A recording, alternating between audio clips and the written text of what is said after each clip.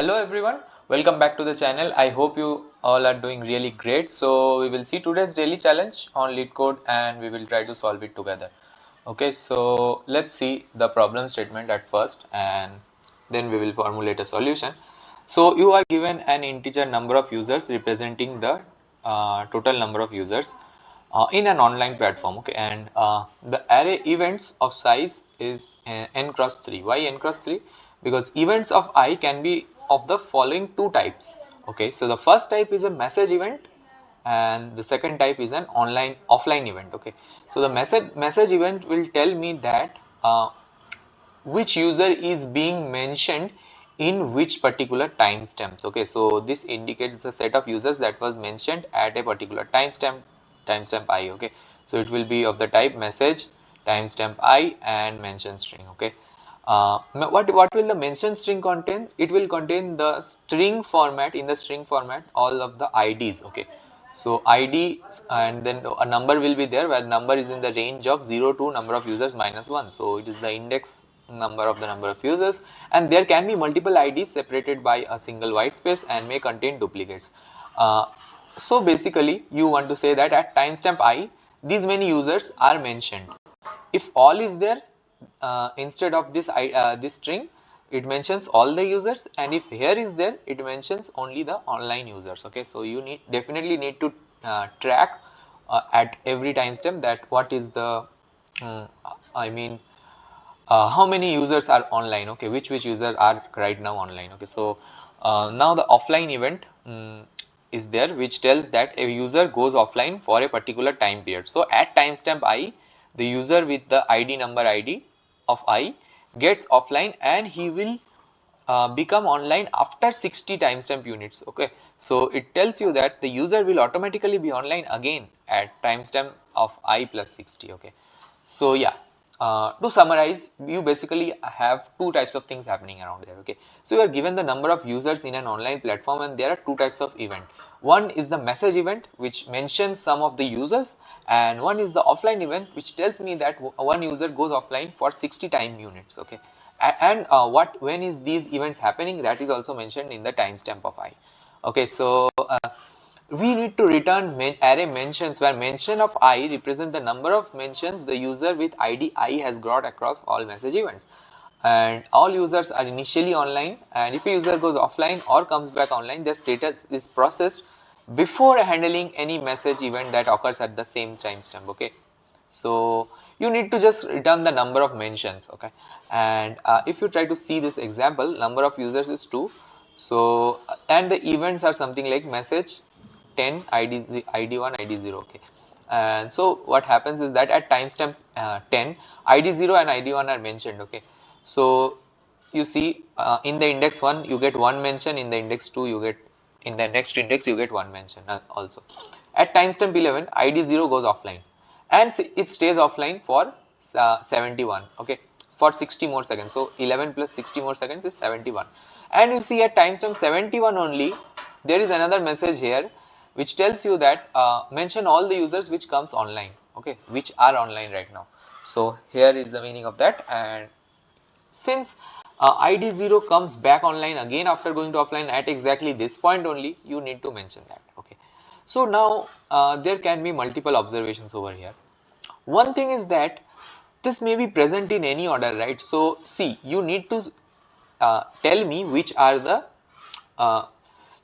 which are the users which are right now online. So if you try to process the messages line this in order, you might find that you are missing something, because let's say this instead of 11 it was 1.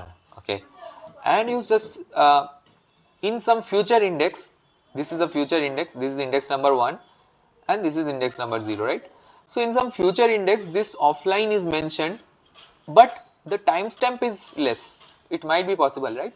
So you need to definitely sort by timestamp. One thing is definitely there, that you need to sort by timestamp, because you see, how will you know at this point that someone is going to be offline at timestamp 1, and if he goes offline at timestamp 1, then 1 to 61 he will be 1 to 60 he will be online, and offline, and 61 he will be online again.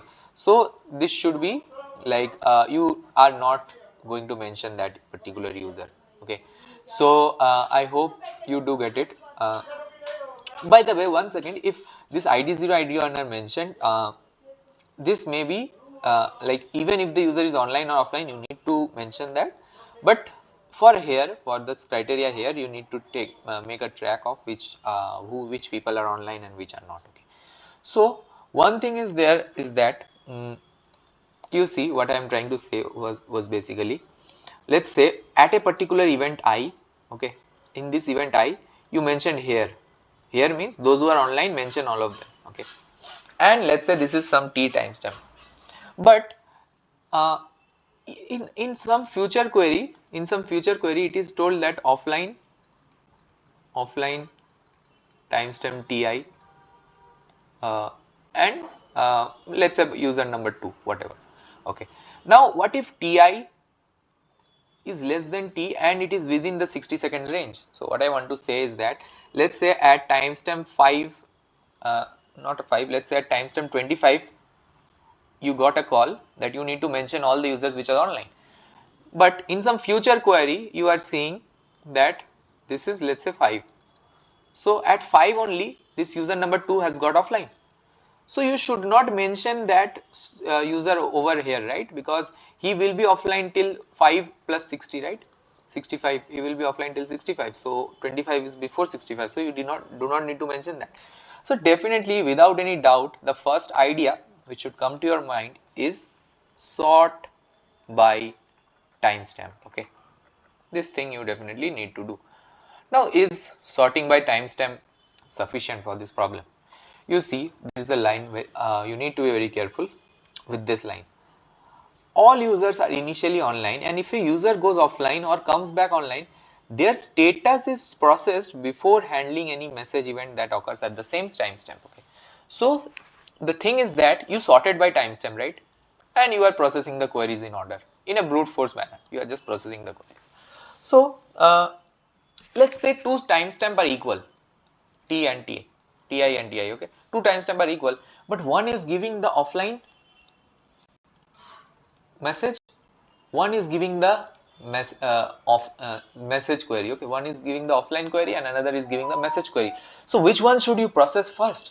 So it is told that their status is processed before handling any message event that occurs. Okay, so offline, this event should be before. Okay, so if two timestamps are equal, sort by timestamp. When two timestamps are equal, sort by the one which is offline first.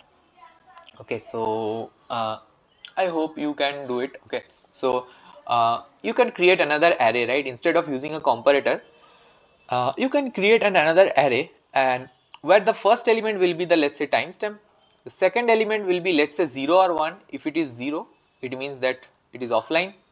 If it is an offline event, and if it is 1, it will mean that if it is a message event. Okay, and last will be ID or whatever. Okay, you can store the index number of the particular iteration, so that you can directly attend to the event at that particular index. Okay, so what you can do is sort this without any comparator, just blindly sort this. So what you will get, you see, the if you sort an this is not just a particular array, this is a particular element of the array, right? This is an n cross 3 matrix. So so you see the first element, so if a vector of vector is there and if you try to sort it, I hope you know how will it get sort. It will first get sort by the first elements.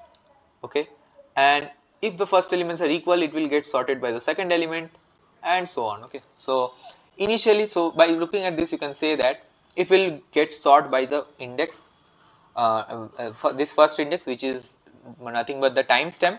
Second, it will get sorted by this offline or online. So if it is offline, it will come first because that is 0 I have mentioned, and next is the message. And in a simple brute force manner, you can just update all the users, right?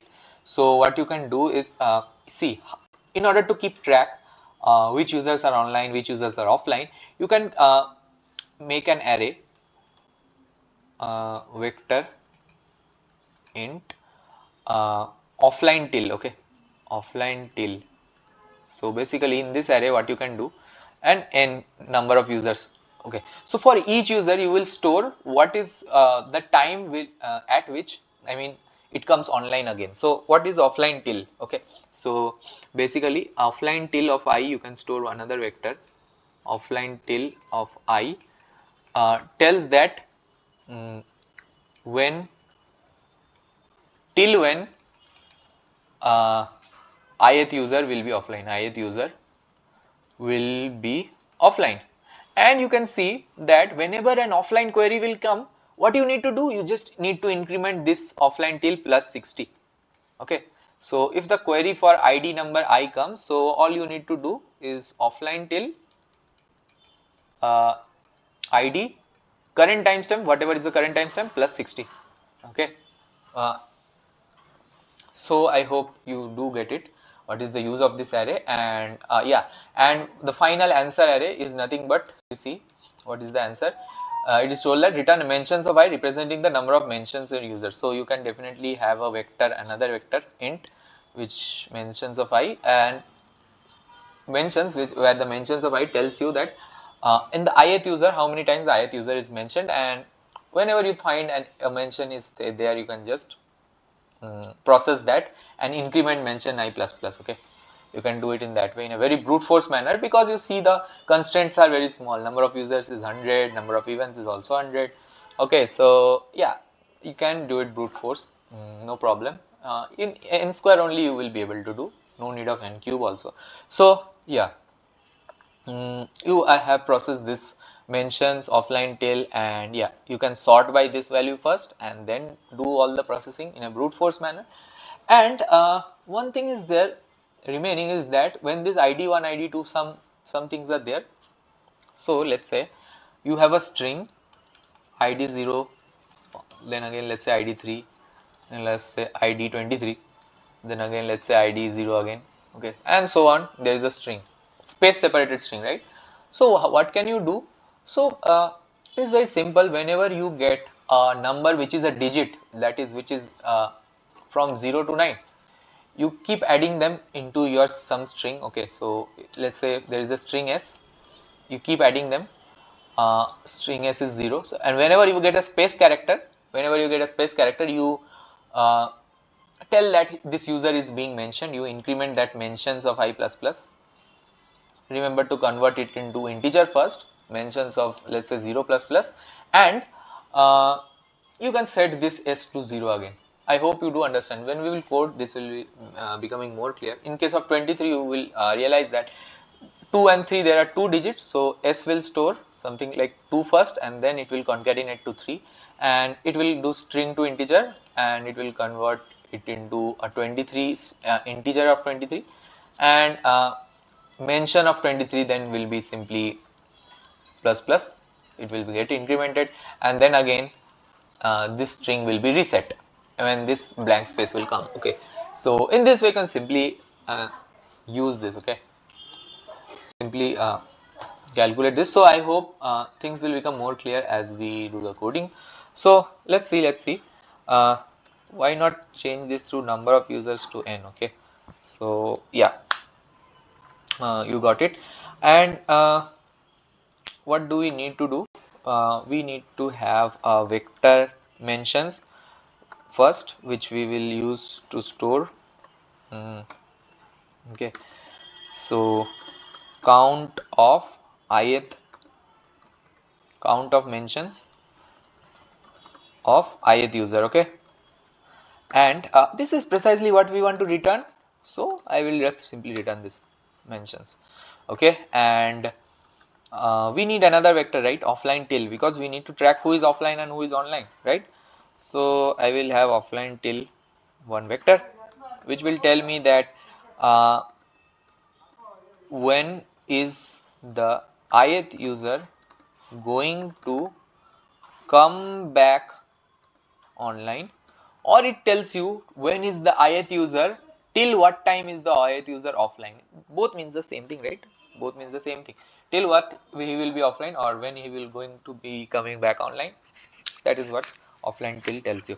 So yeah, you have this with you right now, and now you want to have the array sorted, right? You want to have the events array sorted, but instead of sorting the events array directly, let me create another array which will simply go through the events array, okay, and the first element of this vector of vector, we will create this also to be vector of vector, because it will also be of size n cross 3, and we want to sort by the timestamp first, right? This I have mentioned, I told you at first only. So ev dot pushback. So I want to push back a vector where timestamp is the first thing. So it's nothing but stoi of events of I1.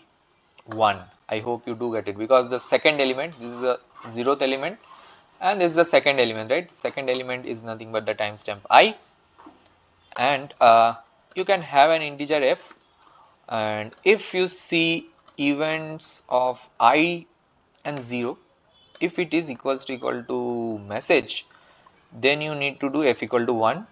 So basically for f equal to 0, it is an offline event. For f equal to 1, it is a message event, right? And this will be the second element in our vector, okay, which we are pushing, and last element can be just simple index I, so that we also in this array, through this array we also have the knowledge of the events array, okay. So this event and this particular message event or this particular timestamp is belonging to which index of the event, we can access it. Why we need this I?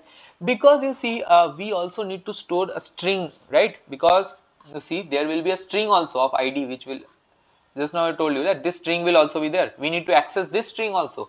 So in order to access that string, I cannot store it here because this is a vector of type integer. So this is also an integer, this is stoi, and this is also an integer. So this should also be an integer, right?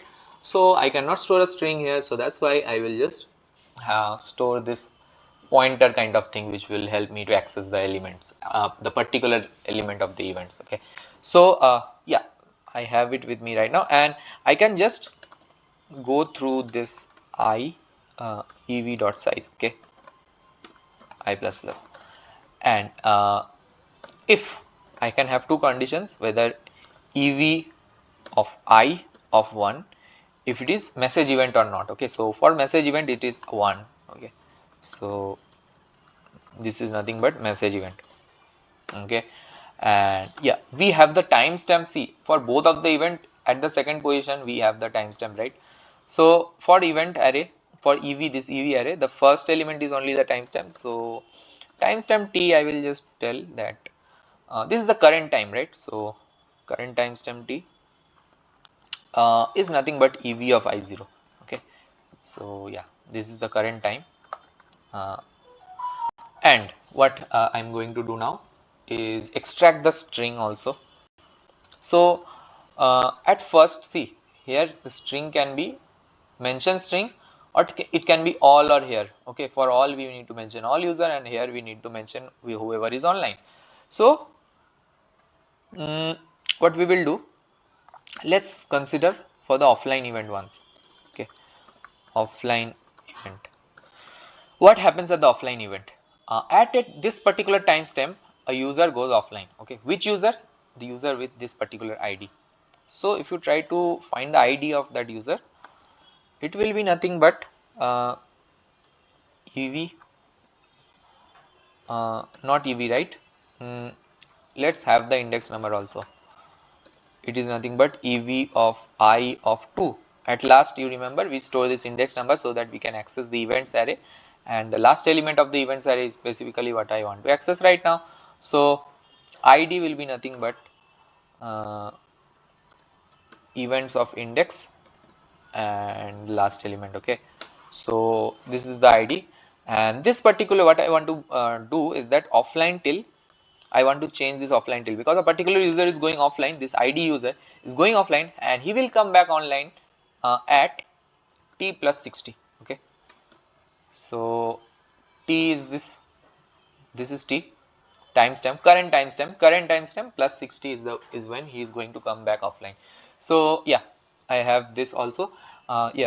This is all for the offline event. Let's see for the message event. There can be many things for the message event, like all mention types of things. So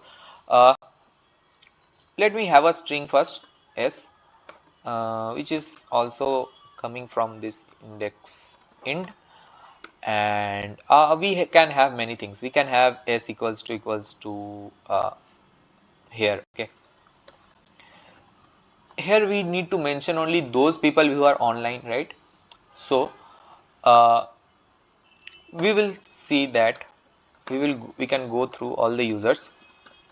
Okay, not I, it will be j, right? Because this is a nested loop. I is already used. So for j, if you see that the timestamp when this occurs, okay, the timestamp when this here occurs, so that particular timestamp is greater than or equal to offline till of that particular user, okay, of this jth user, then you are going to mention that jth user. I hope you do understand what I'm trying to do, right? So if this timestamp, if offline till, see, it is the user is coming online at this particular time, okay, this is nothing but the online time. So if my current timestamp is more than the online time, that is the user is right now online, then only I will do the mentions, otherwise it. So let's say this offline till of j is, let's say some 55, okay, and it means, what does it mean? The user, this jth user has come online at time 55. So if this timestamp is 56, 57 or 60, then we will do mentions j plus plus, and let's say if it is 45, then it is less, right? And it means that the user is still offline, okay, offline till 55 and it's 45, so the user is still offline, so I will not mention that. Then this if statement will not be executed and I will not mention it, and I can just have a continue loop. Okay, it means that do not see whatever is next, just go ahead, and else if you see that s is something like all, what you need to do for this, same for loop you can use, but you do not need the if statement, because irrespective of whether the user is online or offline, you want to mention that user, right? So for this you do not need any kind of if statement. Okay, so yeah, you have this j plus plus also, right? So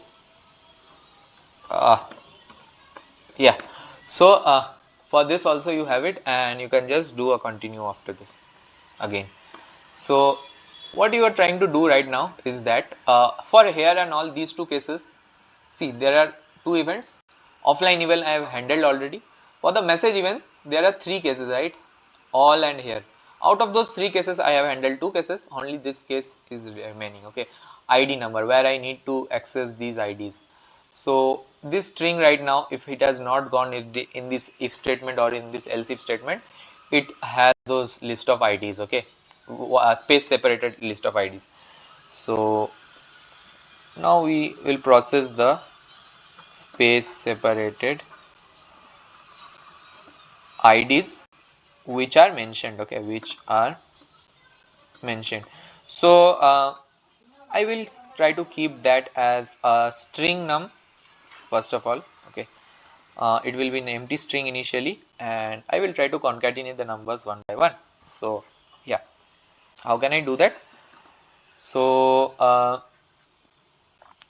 I need to go through this whole string. Okay, now you might say, what is the length of this whole string? Where it is the constraint, you see, it is again told that number of ID number mentioned in any message is still between 1 and 100.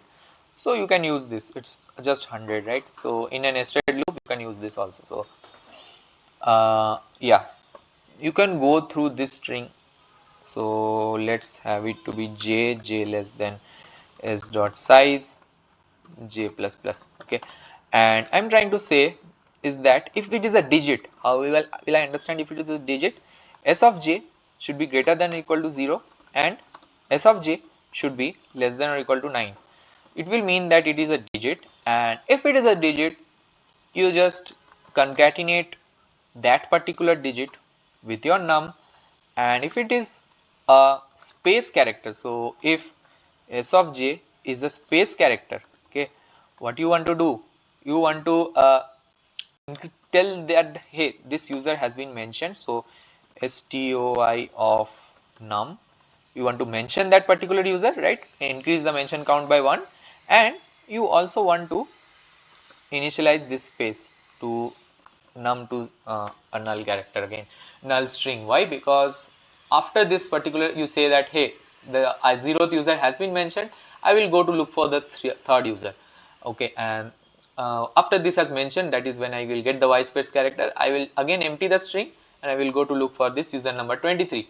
So yeah, so I hope you do get the point of this, that if it is a digit, I will keep storing this, and for the space character, I will just tell that hey, you mention this particular user and reset your num.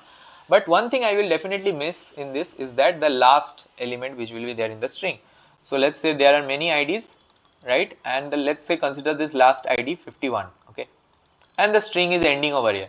You process this 51, your num is 51 with you, but you do not have any space character after it, so you are not doing something this, you are not doing this mention of 51 plus plus, right, this thing you are not doing for the last character, you are not doing no matter what. So make sure to do this for the last character also, and mentions of again stoi of num, just do it plus plus, and that's all. You see, you did mention the last character, last user also, and you have it right now with you, okay. So let's see if it works or we have to do some debugging. Okay, so events of index I2, so this ID you are telling that events index 2, you need to do stoi, okay, all are strings, so you need to convert it to integer. Offline till, oh offline there's a spelling mistake over here, so offline till, so will it work now or more such debugging is left? Yeah, something is left. So yeah, of course we did not sort it, right? So we arranged this whole ev array and just started processing it, but why did we arrange this ev array? In order to sort it, right? So I just forgot to do that only. So ev dot begin,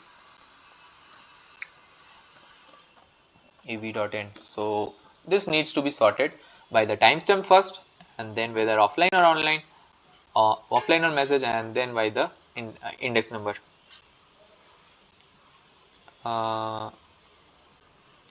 Okay, so we are getting still we are getting a wrong answer. Let's see, let's try to debug what went wrong with us.